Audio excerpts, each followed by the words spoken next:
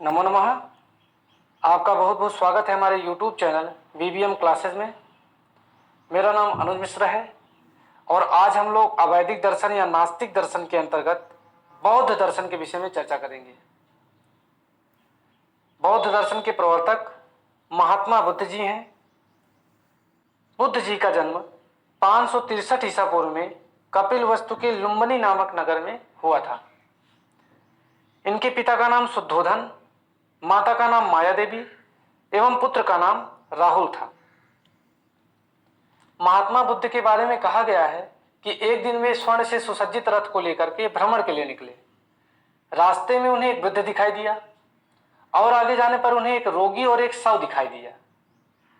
मनुष्य के इन तीनों रूपों को देख करके महात्मा बुद्ध ने संसार के मर्म के रूपों को देख लिया।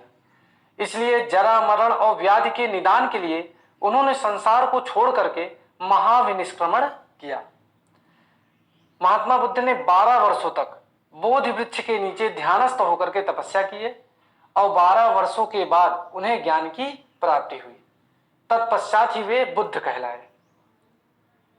महात्मा बुद्ध को बुद्धत्व की प्राप्ति वैशाखी पूर्णिमा के दिन हुई।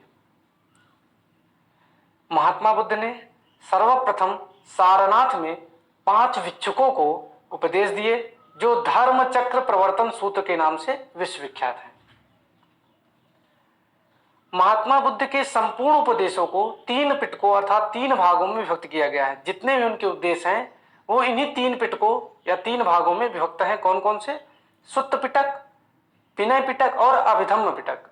इन्हीं 3 पिटकों में महात्मा बुद्ध के संपूर्ण उपदेश को विभक्त किया गया है।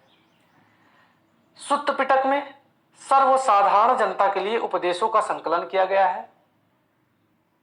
अभिधम्म पिटक में महात्मा बुद्ध के दार्शनिक विचारों का संकलन किया गया है एवं विनय पिटक में आचार विचार संबंधी नियमों का संकलन किया गया है। महात्मा बुद्ध के उपदेशों का सारांश 4 आर्य सत्यों में निहित है। 4 आर्य सत्य कौन कौन से हैं? पहला है दुख, दूसरा है दुख का समुदाय या कारण, तीसरा है दुख निरोध, चौथा है दुख निरोध का मार्ग या उपाय। प्रथम आर्य सत्य दुख। महात्मा बुद्ध ने मानव जीवन में व्याप्त दुख को अपने दर्शन का केंद्र बनाया। वे कहते हैं मानव जीवन की प्राप्ति ही दुख है। अगर आपने मानव जीवन को प्राप्त कर लिया यही सबसे बड़ा दुख है। जिसको हम सुख का कारण समझते हैं वही दुख का कारण होता है। इनके अनुसार जन्म लेना दुख है, बुढ़ापा दुख है, मरण दुख है, शोक दुख है, पीड़ा दुख है, इच्छा की पूर्ति ना होना, ये सब क्या है? दुख के अंतर्गत आते हैं। द्वितीय आर्य सत्य दुख का समुदाय या दुख का कारण। समुदाय का अर्थ होता है कारण। महात्मा बुद्ध के अनुसार यदि दुख है तो दुख का कोई ना कोई कारण भी होगा, क्योंकि कारण के बिना कार्य संभव ही नहीं है। वे कहते हैं संसार में कोई भी घटना अकारण नहीं होती। प्रत्येक कार्य का कोई ना कोई कारण अवश्य होता है और प्रत्येक कारण का कोई ना कोई कार्य भी अवश्य होता है। इसलिए यदि दुख है तो इनका कारण भी अवश्य होगा। महात्मा बुद्ध ने दुख के 12 कारणों को बताया है। पहला है अविद्या, दूसरा संस्कार, तीसरा विज्ञान, चौथा नाम रूप, 5वां है षडायतन, 6ठा है स्पर्श, 7वां है वेदना, 8वां है तृष्णा, 9वां है उपादान, 10वां है भव, 11वां जाति, 12वां जरा मरण। ये 12 है जरा मरण। तो अविद्या, संस्कार, विज्ञान 3-3 करके याद कीजिए। अविद्या, संस्कार, विज्ञान, नाम रूप, षडायतन, स्पर्श, वेदना, तृष्णा, उपादान, भव, जाति, जरा मरण। ये सब क्या है? ये सब दुख के कारण हैं। परीक्षा में ऐसे प्रश्न पूछे जाएंगे कि महात्मा बुद्ध के अनुसार दुख के कितने कारण हैं? तो महात्मा बुद्ध के अनुसार दुख के 12 कारण बताए गए हैं। अविद्या, संस्कार, विज्ञान, नाम रूप, षडायतन, स्पर्श, वेदना, तृष्णा, उपादान, भव, जाति, जरा मरण। तृतीय आर्य सत्य दुख निरोध। बौद्ध दर्शन के अनुसार दुखों का कारण अविद्या है, अतः ज्ञान के द्वारा अविद्या का नाश ही दुख निरोध है। निरोध का अर्थ होता है नाश करना, तो ज्ञान के द्वारा अविद्या का नाश करना ही दुख का निरोध कहलाता है, क्योंकि अविद्या को नष्ट करने का एकमात्र उपाय है ज्ञान। यदि आपके पास ज्ञान है तो आपके पास अविद्या का कोई स्थान नहीं होगा। दुखों का निरोध ही निर्वाण कहलाता है, और यह निर्वाण दो प्रकार के बताए गए हैं। पहला है उपाधिशेष। उपाधिशेष उसे कहते हैं जो जीवित रहते ही प्राप्त किया जाए। यदि आपने जीवित रहते ही निर्वाण को प्राप्त कर लिया, वह उपाधिशेष के अंतर्गत आएगा। अनुपाधिशेष जो मृत्यु के बाद प्राप्त हो। यदि आपने मृत्यु के बाद निर्वाण को प्राप्त किया, वो अनुपाधिशेष के अंतर्गत आता है। चतुर्थ आर्य सत्य दुख निरोध का मार्ग। महात्मा बुद्ध के अनुसार दुख निरोध का मार्ग निर्वाण प्राप्ति का मार्ग है। जिन कारणों से दुख उत्पन्न होता है, उन कारणों को नाश करने का उपाय ही निर्वाण मार्ग कहा जाता है। महात्मा बुद्ध ने दुख निरोध के उपायों के लिए अष्टांगिक मार्ग को बताया है। कौन कौन से? सम्यक दृष्टि या सम्यक ज्ञान, सम्यक संकल्प, सम्यक वचन, सम्यक कर्म, सम्यक आजीव, सम्यक व्यायाम, सम्यक स्मृति और सम्यक समाधि। इन अष्टांग मार्गों को त्रिरत्नों अर्थात प्रज्ञा, शील, समाधि, ये त्रिरत्न कहे जाते हैं। इन्हीं त्रिरत्नों में विभाजित किया गया है।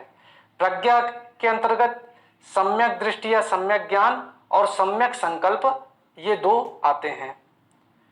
शील के अंतर्गत सम्यक वचन, सम्यक कर्म, सम्यक आजीव, सम्यक व्यायाम, ये शील के अंतर्गत 4 आते हैं। समाधि के अंतर्गत सम्यक स्मृति और सम्यक समाधि आता है। सम्यक दृष्टि या सम्यक ज्ञान से तात्पर्य है यथार्थ दृष्टि, अर्थात मिथ्या दृष्टि का निवारण ही सम्यक दृष्टि कहलाता है। आपने यदि मिथ्या दृष्टि का निवारण कर लिया, वही सम्यक दृष्टि है। इसी के द्वारा कुशल अकुशल सभी कर्मों का ज्ञान संभव होता है। आपके लिए कौन कुशल कर्म है, कौन अकुशल कर्म है, ये इन्हीं के द्वारा संभव होता है। संक्षेप में 4 आर्य सत्यों का ज्ञान ही, 4 आर्य सत्य कौन कौन से? दुख, दुख का समुदाय, दुख का निरोध, दुख निरोध का मार्ग, यही क्या है? इनका समुदाय ही सम्यक दृष्टि कहलाता है या सम्यक ज्ञान कहलाता है। सम्यक संकल्प।